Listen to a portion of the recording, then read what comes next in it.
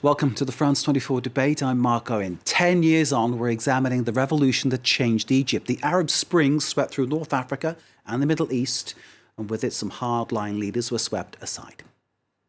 Today is the annual day of the police in Egypt, and President Abel Fattah al Sissi presided over commemorations of the role of the Egyptian law enforcement officers, a role that many activists say was at best heavy-handed back in 2011 and has continued in the same way.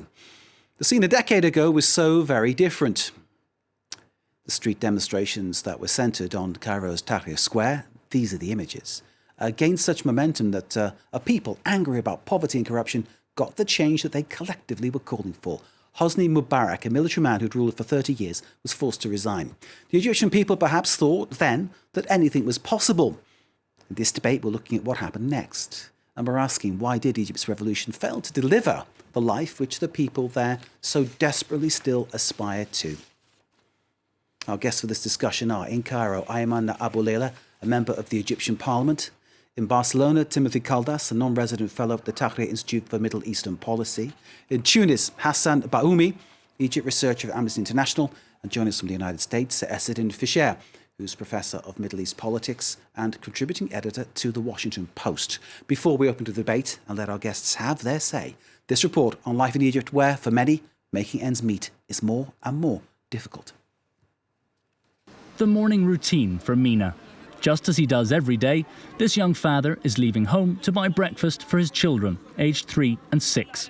But nowadays, he has to be careful with his spending. ما بقتش زي الأول يعني الحياة يعني الأول كانت توفر فلوس توفر حاجات كتيرة قوي بس دلوقتي ما بتوفرش حاجة يعني تبقى الحياة صعبة معاك مش بتوفر للدرجة بتوفر حاجات بسيطة ماشي. Faced with an economic crisis after the 2011 revolution, Egypt had to introduce more austerity measures to qualify for a €12 billion loan from the IMF. As a result, inflation rose above 30% in 2017. With a monthly salary of €200, Mina is increasingly struggling to pay his bills. صريف ما بقتش زي الأول دلوقتي النور ومية بتجي لك 1000 جنيه و2000 جنيه. فين العيشة؟ فين الحكومة؟ ما فيش الكلام ده كله. في ظلم دلوقتي. Like a lot of the residents of this poorer district, Mina has taken to raising pigeons alongside his job as a rag picker. He's certain he can rely on the birds should he fall on hard times. غاية الحمام ملهاش دعوة بالحياة الصعبة ولا غيرها. غاية الحمام دي انت بتغويها حتى لو معكش جنيه بتشحت جنيه عشان تجيب بيه. واشتريتها يعني مش اشتريت يعني كان عندي حمام بعت الحمام وجبت مكانه حمام كده يعني وبيطلع عندي. The slow impoverishment of the middle classes is a concern in a country where a third of the population already lives below the poverty line. An insight there into life as it is for many people in Egypt right now. And this, of course, the 10th anniversary of the beginning of the movement that led to the fall, the forced departure of Hosni Mubarak. Let's bring in our guests then to get some analysis as to why Egypt is where it is today. Let's bring in first from Barcelona, Timothy Caldas, a non-resident fellow at the Tahrir Institute for Middle East Policy. Timothy, your thoughts on this anniversary? It's a difficult day for a lot of people. I mean, on one level, there's pride for what was done in January of 2011, and the fact that so many Egyptians had the courage to take to the streets and overthrow a 30-year dictator, and that is an incredible achievement that no one can take away from them. At the same time, there's a lot of sadness and anger over how things turned out ultimately. A lot of people's lives were ruined, others' lives were taken. Many people to this day are in prison for having fought for freedom and fought against the oppression that exists in Egypt. And so it's a difficult day in that regard, thinking about them. I personally have friends in prison, and even last night, a cartoonist who posted a cartoon that had the words, "We are continuing." That message was apparently unacceptable, and he was arrested last night from his home and hasn't been heard from since. So there's a sensitivity on the part of the regime about even acknowledging seriously this day. a lot of emphasis on Police Day, and it's no coincidence that Police Day coincides with the beginning of the uprising. The police are an arm of the regime that the public has a huge problem with, and historically has been the driving force behind the direct application of repression on the public, which is why they chose Police Day as the day to protest. I take it you weren't surprised, Timothy Caldas, that the president, Abel Fattah al Sissi, kind of made no real remarks about what happened in 2011. Well, he did actually he did acknowledge that the youth were behind the revolution of January 25th. He made a statement or released a statement to that effect, and he sent them greetings on this occasion. And a lot of people have responded that if he'd like to greet the youth behind the revolution, he's welcome to visit them in prison, where he's detaining many of them right now. Abel Fattah is there, Sana Saif is there, Ziad al-Alimi is there. There are many youth who participated in the uprising in 2011 who are currently in prison in Egypt.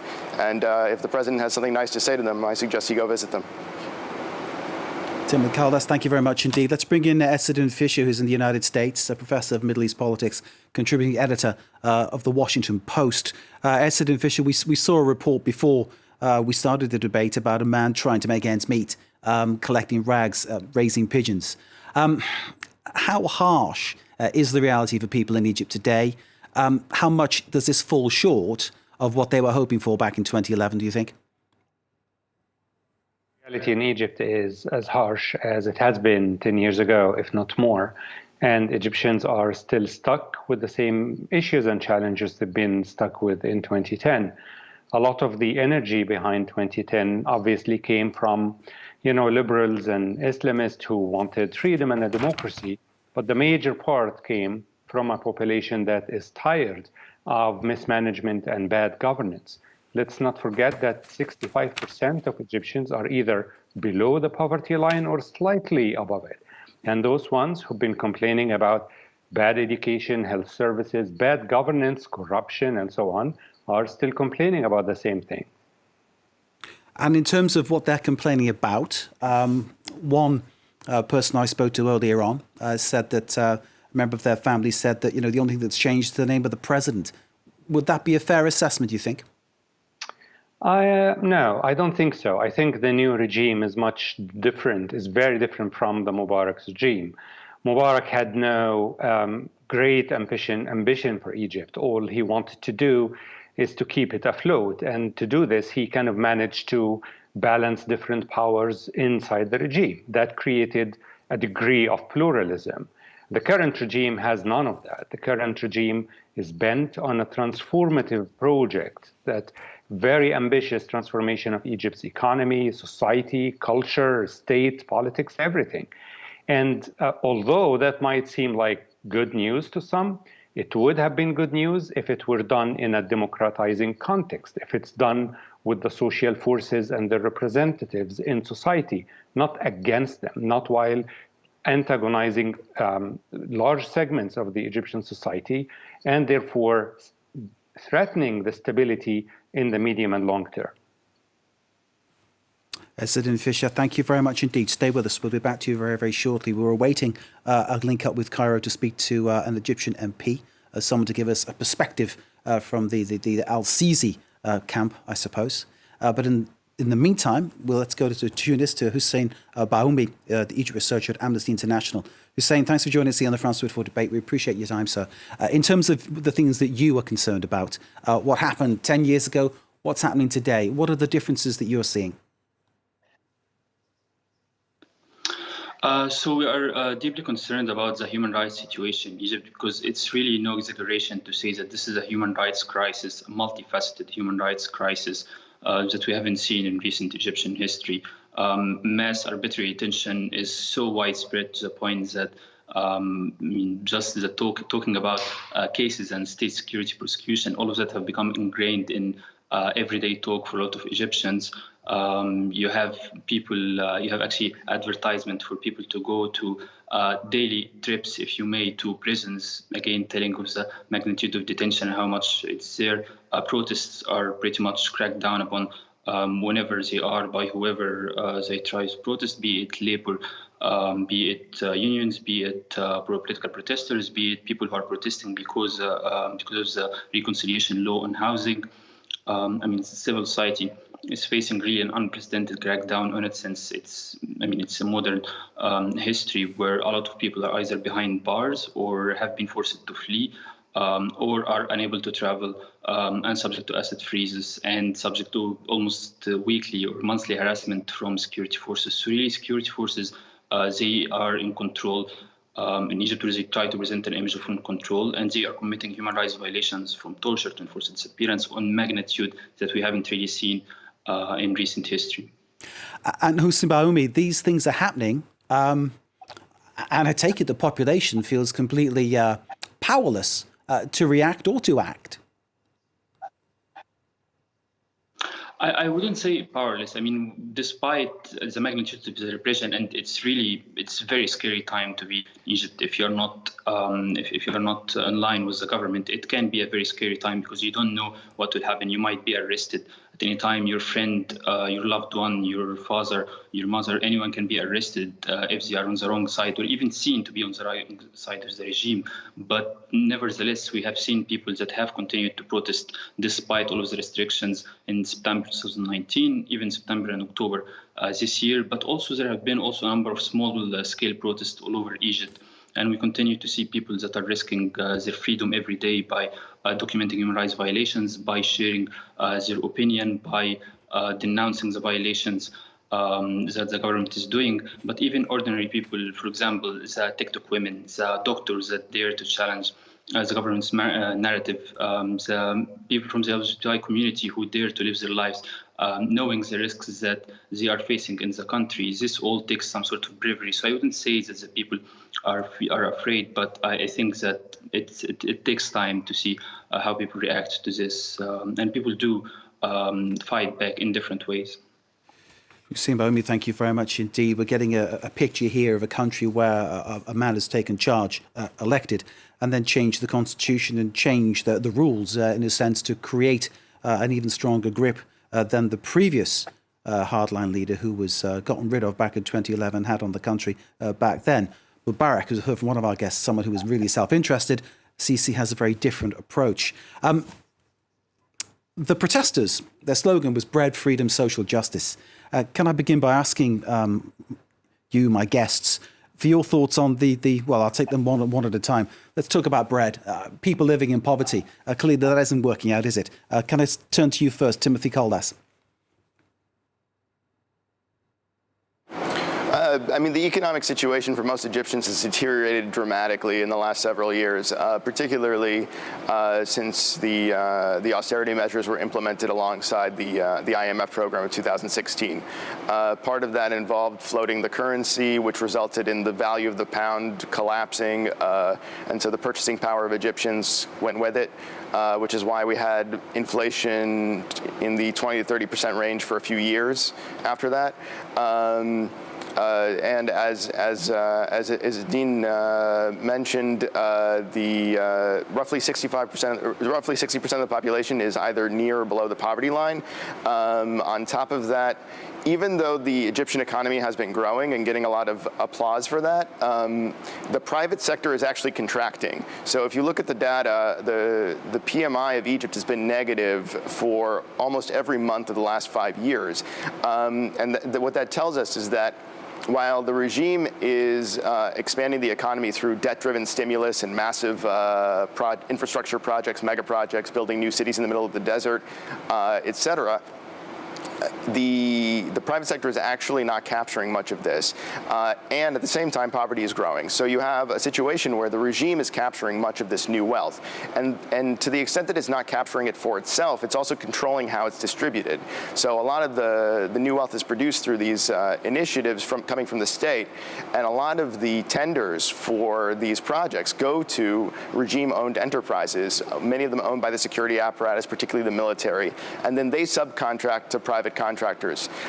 So they control who gets the money, they control when they get the money, and they can cut it off if that person falls afoul of the regime for whatever reason. And so this is a part of how they're consolidating power. It's through control of the economy. And the reality is that most Egyptians have not benefited from this. And initially, when Sisi came to power, he said, let's tighten our belts, let's endure a few difficult years and put this economy on track. And a lot of Egyptians sympathized with that argument. They thought that that was reasonable. The trouble is, because of the mismanagement of the economy and the prioritization of the regime over the public has not benefited from it. And so all they got was the tightening of their belts without the economic benefit that was meant to come later. And Timothy, is this a corruption issue, or is this essentially an issue of having a vision which doesn't include the people? It's state top to bottom. I think it's a combination of things. So, fundamentally, the way that the government spends money it's not necessarily, a lot of it's not necessarily legally corrupt, because it is legal for the government to issue a no-bid tender to a company owned by the military, for example. But inherently, what you're doing is you're removing competition from the equation, and so the result is that they can charge more than the project should charge, for example, and take their cut.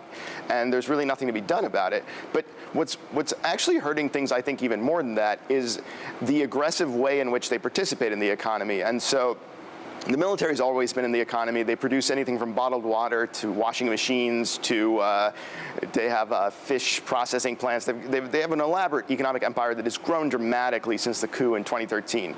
But what they've also done is they've created a situation in which they enter lots of different segments of the market quite aggressively as of late. And it deters other people in the country from investing in a way where they might find themselves competing with the regime.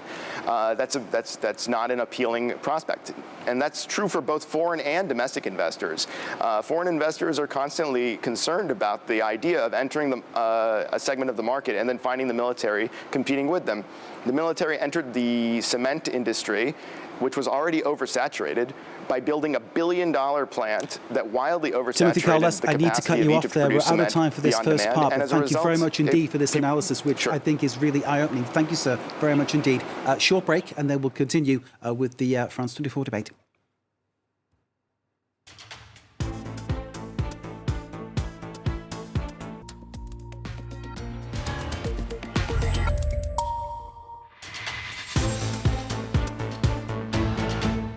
Welcome back to the France 24 debate. We're examining Egypt 10 years after the Arab Spring. January the 25th is the day when the protests began that forced out Hosni Mubarak. Today, many Egyptians are dissatisfied with their lives, and for them, it's almost like 2011 never happened.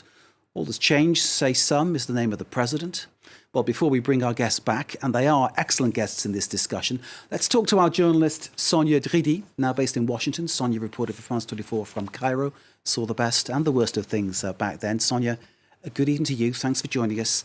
I think it's fair to say, and it's widely reported, you suffered horrible sexual abuse in the crowd in Tahrir Square. How's that left you feeling about Cairo, about the whole issue?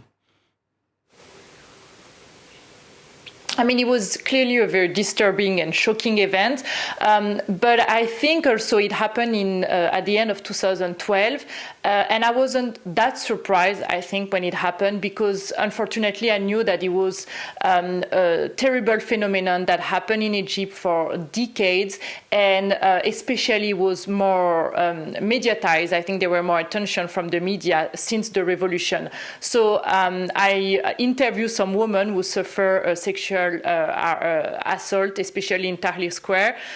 So I also very quickly tried to, know what to do. For instance, to not fall down. And I heard to my colleague Ashraf Khalil, who really helped me to get out of the crowd.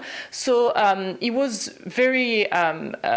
It was pretty terrible, but it was such a widespread phenomenon at the time. I think in 2013 there was a study from the United Nations that said that 99% of Egyptian women have been harassed in their life. So I was really aware of this terrible phenomenon in Egypt. So I left for France a few days after what happened, and I came back in Egypt, and I actually made a documentary about sexual harassment in Egypt, because it was a subject that I really wanted to know. Why is it such a important phenomenon in Egypt, even comparing to some other country in the region?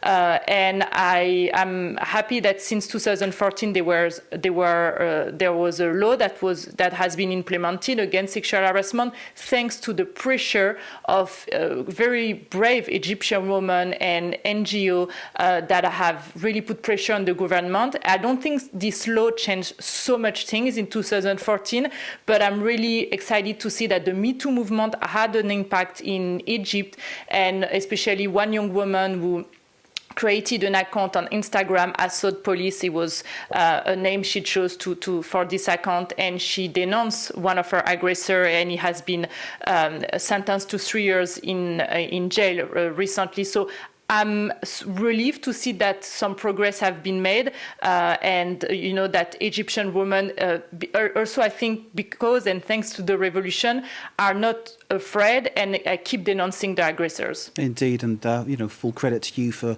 acting the way you did and going back and journalistically trying to bring about that kind of change.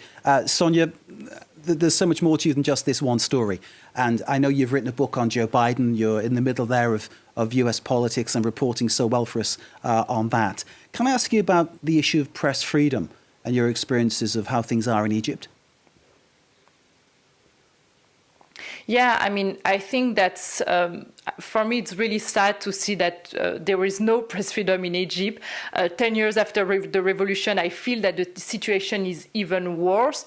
I think it was in May 2020 that Lina Atala, that is extraordinary young Egyptian journalist that I've been a guest many times on France 24, she created after the revolution this independent newspaper, Madame Asl, and she has been arrested last year. And, the past few years, she managed to do her job, even if it was very difficult. And it was shocking to see her being arrested last year. And she's been released from jail, I think the day after or in the same night. But it was very symbolic to see that the government, the authorities are not afraid of, what the other countries think, that they don't really care about pressure from the West, for instance, because Lina Atala has been invited to many events, and she's very well known outside Egypt. They don't care. They're ready to arrest anyone that are going against what they want to, the image they want to present from Egypt.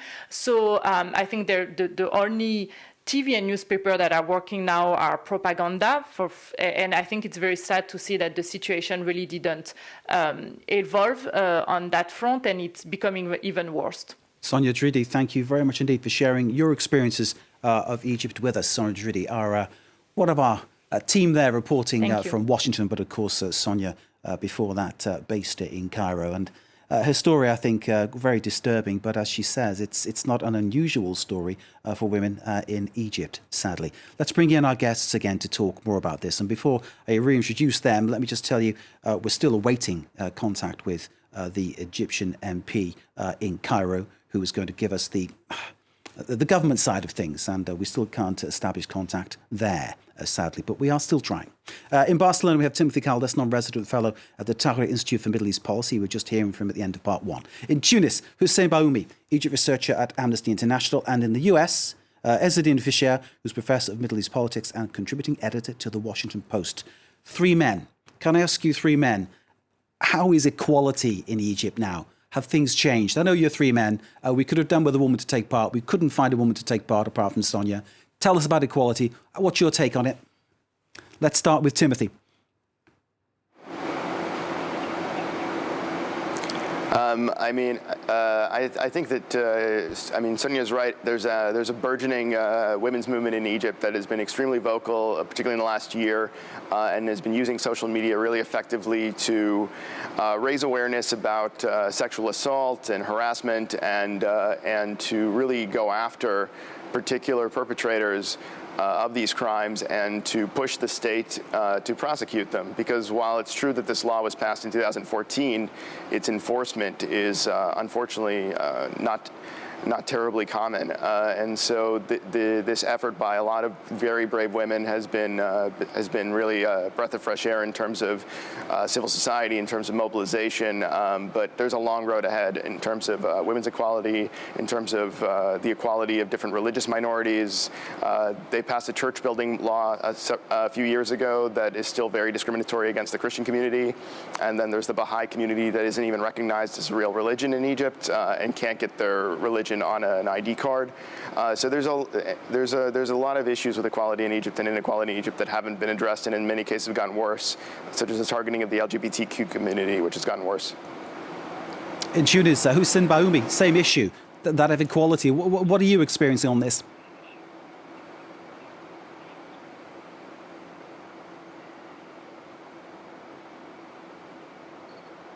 Unless you are government supporting rich, straight men with no disabilities, then the government is going to discriminate against you in some form or another. Christians are subject to, and other religious minorities are subject to restrictions on right to worship, but also employment and housing.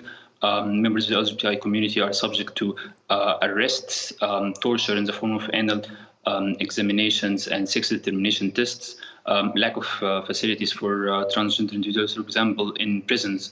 For example, women are subject to a variety of discrimination, including in employment, including in terms of the protection from violence, for example. We have seen how the government have went after women victims and witnesses of rape and arrested them. Instead of protecting them, we have seen how the government have went after women for sharing their experiences with sexual harassment online and prosecuted them. Even in prisons, you would see that the discrimination against women where, for example, the government doesn't provide sanitary products for women, which puts a much bigger burden on poorer women there. But even also in terms of income, you see lots of discrimination against poorer individuals in Egypt, for example, in the way that the police as the government deals with them, which is more violent. They're much less responsive to their requests about justice, and they are much likely to face much more unfair trials and so on. So really, equality remains a long dream that sadly it hasn't really improved, or there hasn't been no major progress on that front. And yet there are people like Timothy and others have spoken about that are fighting the fights in order for equality. For example, the feminist movement in Egypt is very strong. Coptic rights activists, despite the restrictions they're facing, LGBTI activists, again, despite the threats they are facing, and so on. Indeed, and these people are incredibly brave to be speaking out the way they are, incredibly brave to be pushing forward these causes. In the United States, Sidy Fisher, professor of Middle East politics, contributor to the Washington Post. I know you heard what Sonia Driddy had to say from Washington, about her Cairo experiences. And I can imagine that, like our other guests, you too were very moved to hear what she said. She reported on it. She created some way of publicising this to create awareness, but things aren't changing. Now, maybe one report can't change everything, but it's known what's happening. Do you feel it's yet another indictment of the current government or regime, that things aren't changing this way, that no steps have been taken? First of all, there are so many women, Egyptian women, who participated at the uprising and who have been at the forefront of this call for democracy and freedom and equality throughout the last 10 years. And frankly, I think you guys should have done a better job getting one of them to speak and to represent the women voice, instead of asking us three men to, again, speak on behalf of women. So, and I think, it's not just a procedural issue. I think it's very important that, we accompany Egyptians as they take control of their own life, and that applies to women as well. Women have been very bravely acting on social assault and social aggression and harassment and all the gender issues in Tahrir Square since day one.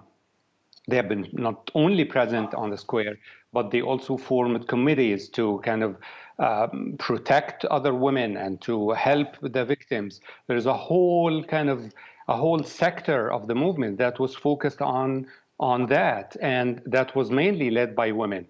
And that's a qualitative difference from previous kind of political movements in Egypt. And you know, I know about this because they're friends, because we work together, but I can't replace the people who actually led that work, who were actually subjected to the harassment and to the violence and dealt with the victims. I think they should be able to express that themselves. As I did on your first remark, I agree with you. But all I can say to you is that we did try, and please believe me, we did try. Timescales, people's availability worked against us this time, but we did try, and we always try to get things as balanced as we possibly can. Ezzeddine, I'll stay with you. 60,000 political prisoners, many of them Muslim Brotherhood. Of course, the Muslim Brotherhood was the winner of the first democratic election in Egypt. And their president was eventually overthrown because he wanted to change things to suit him. I'm using incredible shorthand here. But that essentially is what the man who succeeded him did, isn't it? The same thing, just two sides of different coins in a sense. Exactly. And that's part of the tragedy of the Arab Spring as a whole, is if you want to democratize a country, what you need to do is that for the main players, not necessarily to agree on things, because they're not. They have to, they will continue to compete, but to have boundaries for the competition, that when you kind of push someone out of power, you don't necessarily, it doesn't follow necessarily that you have to throw them in jail, ban their movement, and portray them as traitors and foreign agents and all that nonsense. And unfortunately, both sides were prone to do this. And the liberals, the third group, was too weak to kind of act as a counter or even as kind of a balance between the two. So they ended up being used by both sides in turn. And ultimately, until all three players find a way and understand that the country cannot move forward at all, it's impossible for Egypt to move forward until the three main political forces agree that they have to coexist and find ways to do this, so that the political competition, which is the basis of democratic and good governance, is contained within rules and not make those rules kind of subject to the whim of whoever is sitting in the power seat. Did the United States, Ezzeddine, have a role in what happened to Mohamed Morsi? The United States giving so much aid, military, economic aid, something like, you'll correct me, I'm sure, $3 billion, I think, per year. Were they unhappy with that going to someone like Morsi? The United States, unfortunately, acted in a way that, given their own reasons, and they justify this by the fact that they were busy with everything else that was happening in the region, and that nobody was prepared for this. But the United States didn't play the role that you would expect from the main ally, external ally of Egypt. First, with Morsi, what they needed to do at the time is to make sure to act as an external constraint that compel the Muslim Brothers to include the others while they are in power, to compel Morsi to respect the rules according to which he was elected. Had they done that, things would have not deteriorated to the point where the military took over. And they had to do the same with the military. Once the military pushed Morsi out, they were supposed to, you would expect them to act as a kind of a wall to contain the new military regime and keep it from going excessively against the Muslim Brothers, so that the Muslim Brothers can come back to the game according to established rules. They've done neither. They stayed out, they gave a blessing to the Muslim Brothers first, they took it back, and then they gave another blessing to the military regime. It's as if the superpower doesn't have the focus or the energy to stay the course and make sure that its main ally in the region, the biggest country in the region, is democratizing in a proper and safe way. Sidy Fisher, thank you very much indeed. Stay with us. Let's bring in Timothy Caldas from Barcelona, non-resident fellow at the Tahrir Institute for Middle East Policy. Timothy, we heard from Ezzeddine there about the United States' role. France has dealings of great financial reward and great exchange of military hardware, I know, with Egypt. Al-Sisi was in Paris with President Macron back in December. That visit was criticised by many groups. Does France too have questions to ask about its relationship with Egypt?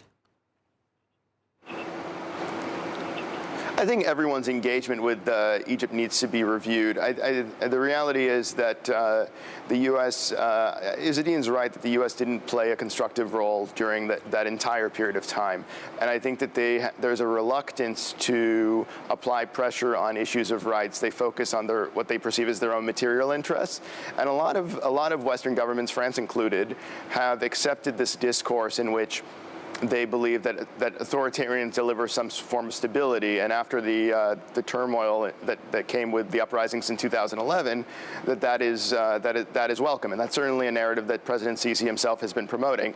The trouble with that narrative is that it's untenable. It's ahistorical.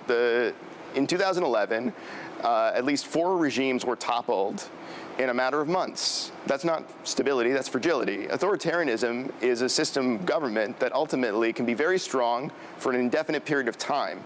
But when it faces a crisis that spins out of control, it collapses in a very dramatic and at times violent fashion. And this commitment to authoritarianism as a source of stability is really a poorly founded policy for France, for the United States, and for lots of countries. We're getting to a final comment now. Let's go to tune is to Hussein Baoumi of Amnesty International.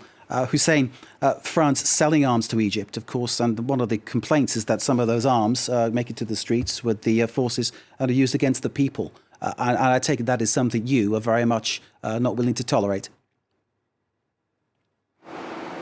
Yeah, of course. I mean, we had a report actually where we documented the use of French security equipment that were sold by the French government to the Egyptian government, and they were used in committing human rights violations. In that report also, we looked at the use of American military equipment, including banned cluster munitions that were used by the Egyptian Air Force in northern Sinai, but also Humvees, for example, that were used in committing extrajudicial executions. So these weapons, I mean, it's very important to note that in continuing to supply Egypt with arms that could be used for human rights violations, the countries, they are making themselves directly complicit in the violations that have taken place. This is not, I mean, this is the treaties that France, for example, is part of the ATT. So and in addition to that complicity, they are also supporting a government that's committing human rights violations on a wider scale. And we have seen how over the last 5 years, the international silence or the very timid comments that were at the same time as they were selling weapons to Egypt or giving trainings to security officials, what they have led is a continuous slide towards an even worse and worse and worse crisis, to the point that where we are now, where the situation is extremely bad. We have seen how, for example, after 3 directors from EIPR were arrested after a meeting with several diplomats, there was some sort of mobilization around that. But this is what the human rights movement have been saying for years, that if you continue to deal with the Egyptian government without making sure that they end or even limit some of the human rights violations that they are doing, the situation will only get worse and worse, and the relationship will become more complicated. But now the international community, really, they have a very important opportunity at this time where, for example, you need to come together to make sure that the United Nations Human Rights Council establish a monitoring and reporting mechanism in Geneva on the human rights situation in Egypt. And that could go a long way addressing some of the human rights violation in Egypt, but also bilaterally, they need to make sure that in their dealings, that they are not supplying Egypt with arms that could be used for human rights violations, that they are not supplying arms that could end up in Libya, because, for example, Egypt has supplied the LNA in Libya with arms before and have allowed the UAE to supply it with arms. It is a very complex situation. Hussein Baoumi, I need to stop you there because we're out of time. Thank you so very much indeed. Hussein Baoumi of Amnesty International. We can obviously explore this even further, and of course I encourage you to do so via our website, france24.com. We're ending this debate with some music. An Egyptian artist, Rami Essam, his work gave a theme tune to the Tahrir Square movement that eventually forced change in Egypt. Thank you to the guests. Thank you for watching. We'll leave you with this wonderful music from that artist.